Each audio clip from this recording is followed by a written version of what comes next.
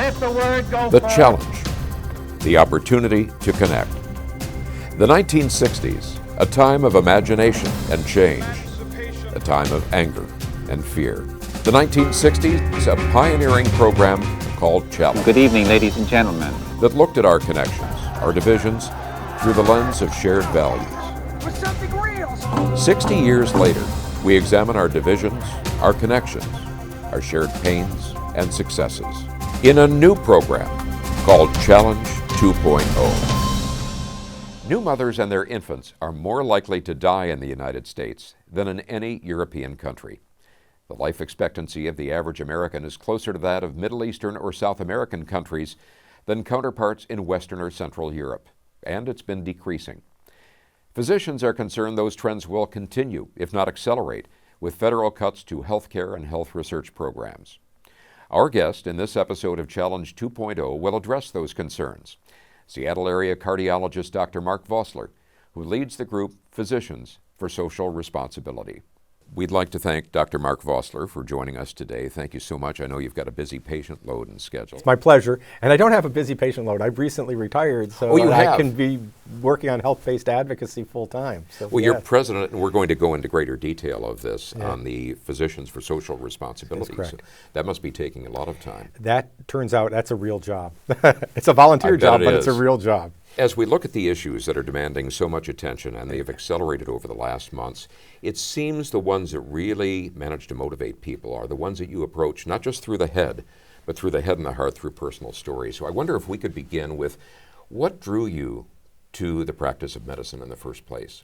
Yeah, thinking back a long time, of course. But when I was like in high school, I was my mom was the principal of a nursery school, and I volunteered at a nursery school after my school, and I loved the little kids, and so I liked science. So I got in my head I was going to be a pediatrician, and then I did my pediatric rotation in medical school, and I realized that sick kids are not the same as those happy kids that I was playing games with in the nursery school. It's stressful.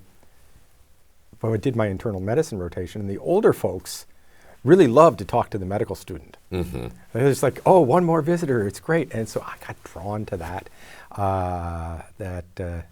interactions with people who are really appreciative for your time and your efforts for them.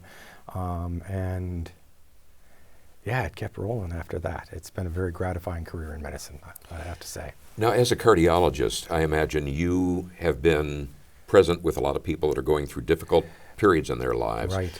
How has that informed the way you approach the practice of medicine, not only in terms of the technical, the scientific aspects, but also the human aspects? And what have you seen that people are hoping to get out of that interaction? Yeah, that actually is an excellent question, because in cardiovascular medicine, I'd be seeing people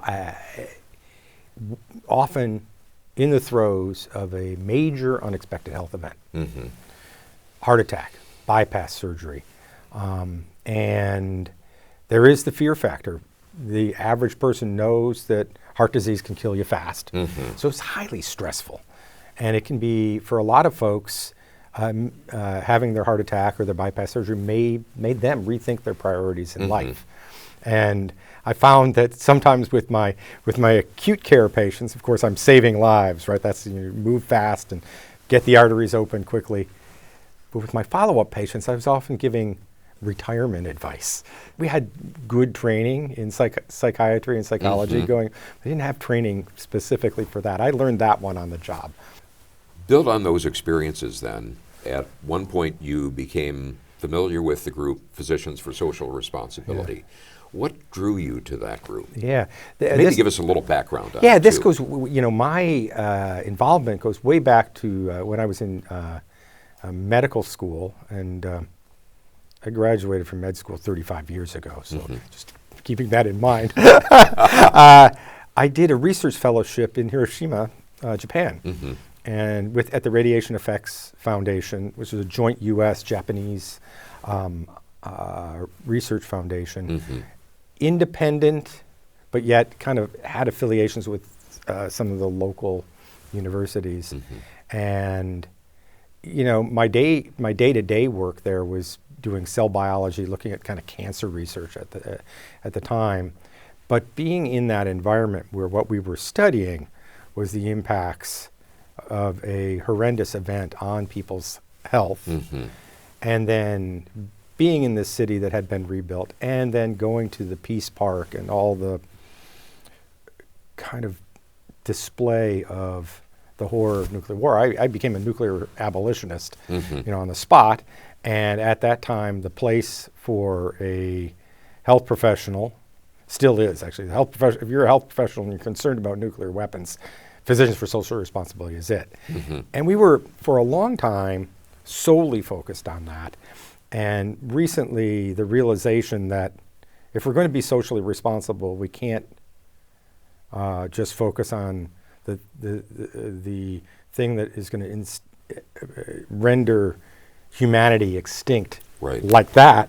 We've got to look at the things that are killing us slowly. Right. And we've kept our focus on things that are not treatable medically or surgically, things that are outside the operating room, outside the exam room, outside the emergency department. There's social ills that impact people's health, and that's where we got really focused on environmental health, toxic exposures, and particularly climate change. Did I read that PSR was at least part of a group that was recognized with the Nobel Peace Prize recently? PSR was the American chapter, if you will, the U.S. chapter of International Physicians for Prevention of Nuclear War. So there's an international There is, and they are too. still active. They are having their annual meeting in Nagasaki this year, very appropriate since it's the 80th anniversary of the bombings. So that organization is still active. PSR is still part of it. We send delegates to that meeting. And the Nobel Prize was actually in 1985. Oh, okay. Yeah, it was a while ago. And, we're proud of that. And, this year's Nobel Peace Prize went to an activist atomic bomb survivor. So the Nobel Committee is recognizing that abolishing nuclear weapons is important, or they wouldn't keep giving nuclear abolitionist organizations the Peace Prize. Yeah. Now, as you mentioned, Physicians for Social Responsibility has over the years broadened its view of the issues that it wants to be involved in. And looking at the website, I noticed there was a reference to what had been termed the Big Beautiful Bill as, I think it was the Deadly Dangerous Bill, and that has been passed by Congress and signed by the President. Right. Could you give us a broad overview, not only what concerns your group, but also the health field as a whole? Yeah, I think, there's so much not to like about that reconciliation package that I think I need to focus on health impacts. And I really, we'll probably get into this as we keep talking, the things that maybe the average person isn't aware of that are in that bill. But the Medicaid cuts got a lot of attention, and rightly so, because I'm not sure how individual states are going to be able to provide medical care for their low-income communities without that money. And one big fear is like rural hospitals, areas that are not, when you look at it in our state, it's not King County that's at the biggest. Now, there are clinics in King County that are going to get hit, for sure. Right. But you go out to, eastern Washington, where there's less population density and a higher percentage of people who are Medicaid dependent for their health care. Those hospitals, if they weren't getting payments from Medicaid, they would be out of business. And we've heard about some hospitals shutting down in various places already. Right. So that is a completely valid concern. And I don't think we're being alarmist to talk about it. And I think it's a fantasy to say, oh, well, we're just going to make sure that we eliminate corruption and waste, because, honestly, there's not a lot of waste in the Medicaid system. It's pretty lean. But the health impacts really go beyond that. And one thing I point out to folks is while health care is important, 80% of our health outcomes, our morbidity and mortality, 80% are socially determined. Only 20% is determined by health care. The blood pressure medication you take, the knee surgery you have, right? And that helps. That's 20%. It's an important 20%. But where you live, how much money you have, what you're exposed to in the environment, and are really important. And again, some people make some bad decisions, but a lot of that 80% isn't personal bad decisions. It's just the social milieu you find yourself in. I know there have been studies that say depending upon how close you live to either an industrial area or a major interstate or highway, that will determine to some degree some of the health impacts that you're going to see. You know, there's an 8 to 10 year life expectancy difference in King County. Really? Based on neighborhood, yeah. So, and you might guess that the longest life expectancy is in the neighborhoods with higher average income, and the lowest life expectancy is in neighborhoods with the lowest average income and predominantly people of color. And that, we've become aware of that, but it's not changed. We have a lot of work to do there. So we're talking environmental impacts. Yeah. That's a lot of the focus that Physicians for Social Responsibility is concerned about, and that you believe is not getting as much attention. Tell us a little bit about what direction and what issues that your organization is really concerned about. Yeah, so if we look at what's happened, the changes that have happened recently in terms of federal policy, both in Congress and the executive branch,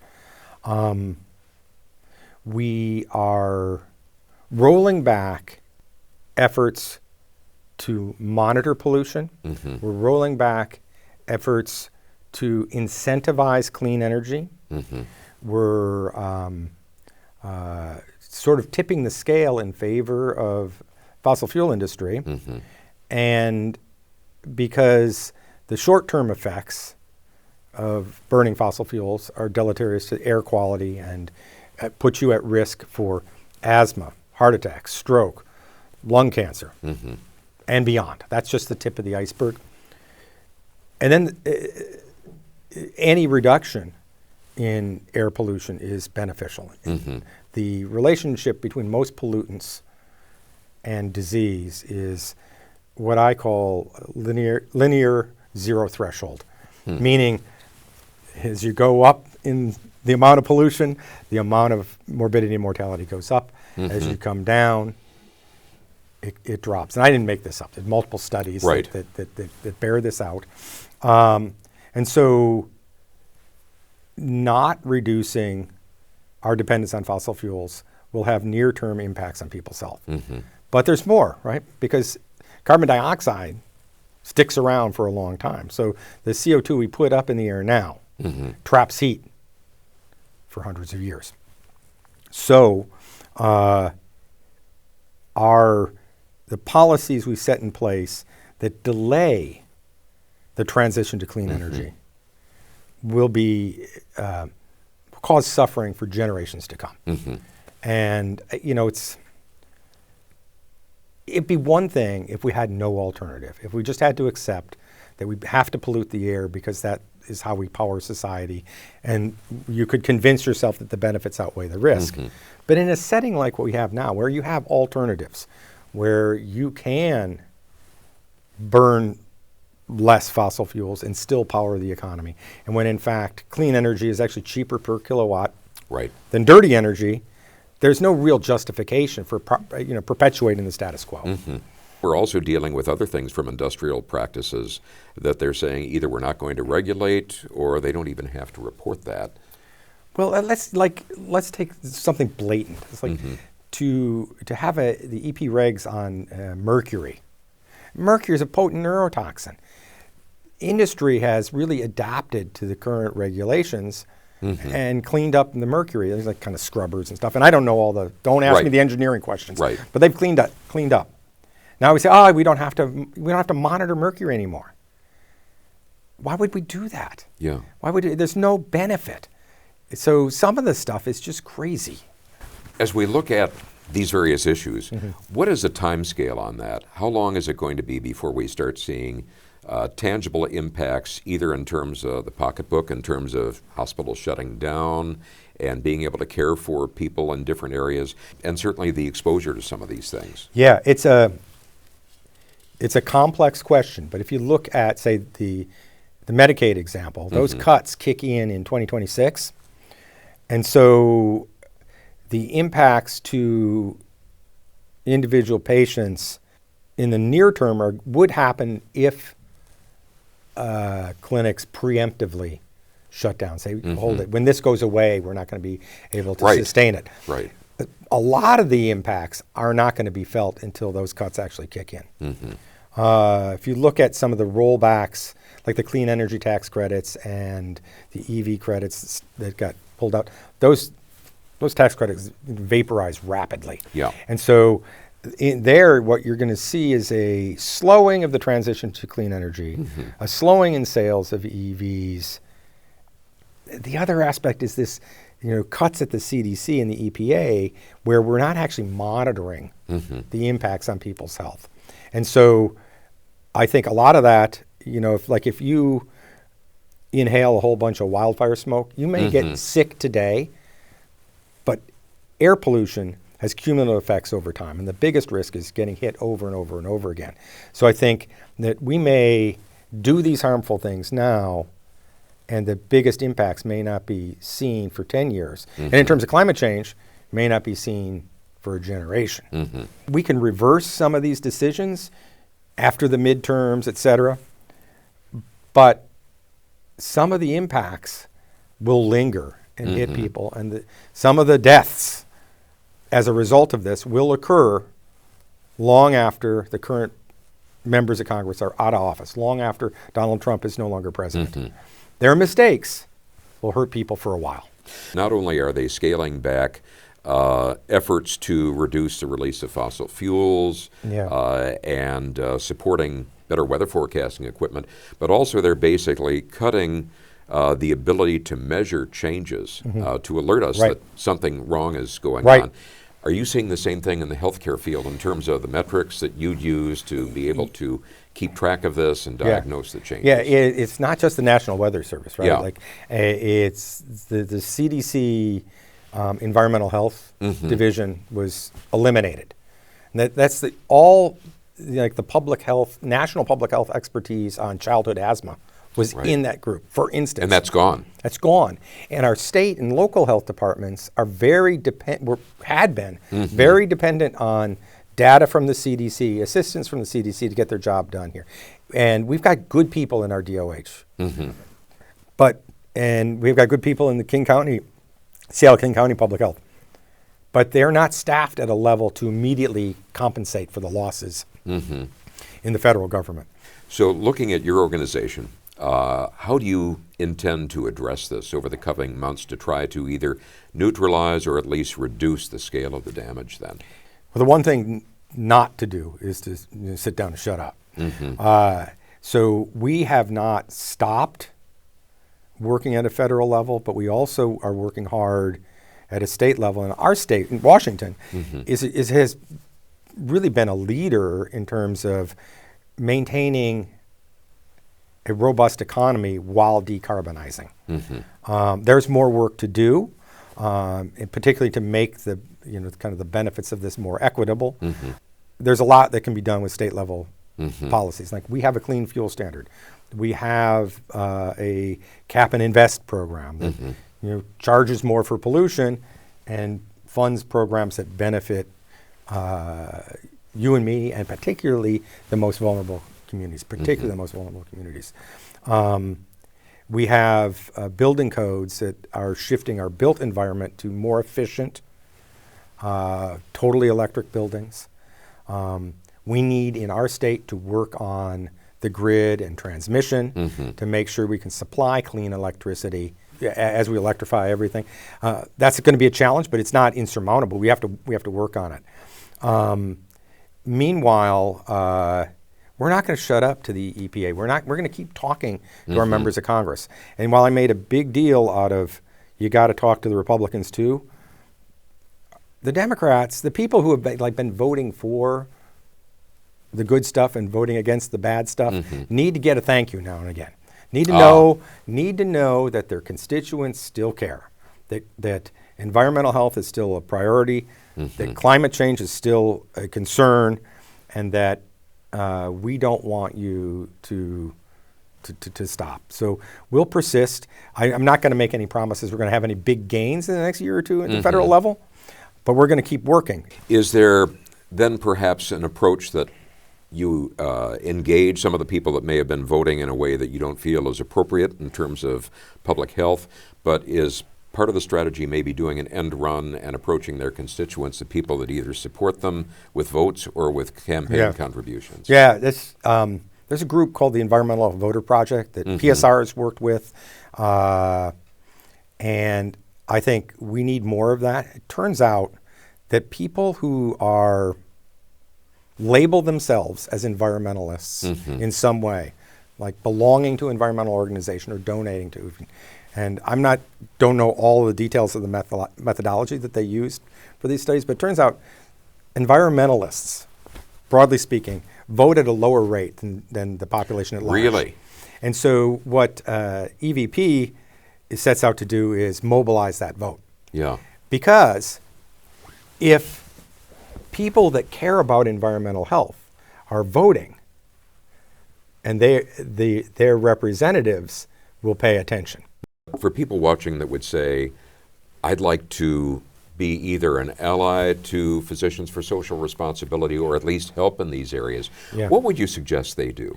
Yeah, so first off, if you are a health professional, you should join us. You don't have to be a health professional to participate in PSR. In our Washington chapter, we have doctors, nurses, psychologists, hospital administrators, retired hospital administrators, and a handful of people that their only connection to health is they like our work. So definitely strongly encourage health professionals to join us, but you don't have to be. There are a lot of good places depending upon what you want to do and how much time you have. At a grassroots level, I kind of like what folks like 350 and Third Act are doing. It's very, very volunteer grassroots driven. Another organization I engage with, Citizens Climate Lobby, again, very volunteer driven. They get constituents into meetings with members of Congress, train regular folks, not corporate lobbyists. So there are ways to get involved, and gosh, if anybody wants to know how to get involved on climate activism, contact me. I can give you a couple of really good options. But we're going to put your website on the screen too. If you put my website on the WPSR at WPSR, and you say I got a question for Dr. Vossler, I get it. Excellent. Yeah. Excellent. So one question I like to always toss to guests is there anything we didn't talk about, any issues we didn't mention that you'd like to address? I don't think so. The biggest thing I want people to come away with is that 80% of your health outcomes are socially determined. That's one. And two, we have solutions. We can decarbonize our economy. We can reduce air pollution. We can improve people's health. This is not an engineering or technological problem. It's a political problem right now. Right. So I would encourage anybody that cares about this stuff, get a little bit politically active, even if it's just writing your members of Congress and your state legislators once in a while.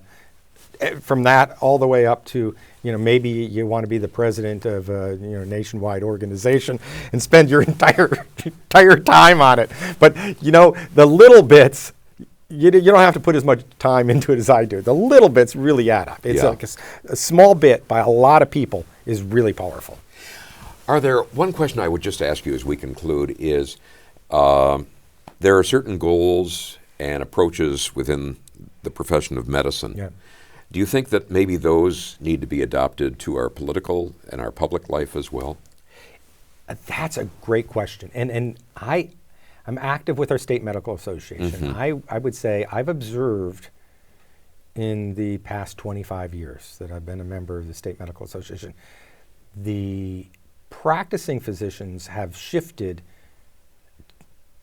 to an interest in the social determinants of health that they didn't have. It's not that they didn't care 25 years ago, but the most practicing physicians, most nurses viewed that their job was take care of the patient that's in front of me right now, which is their job. That's the primary job.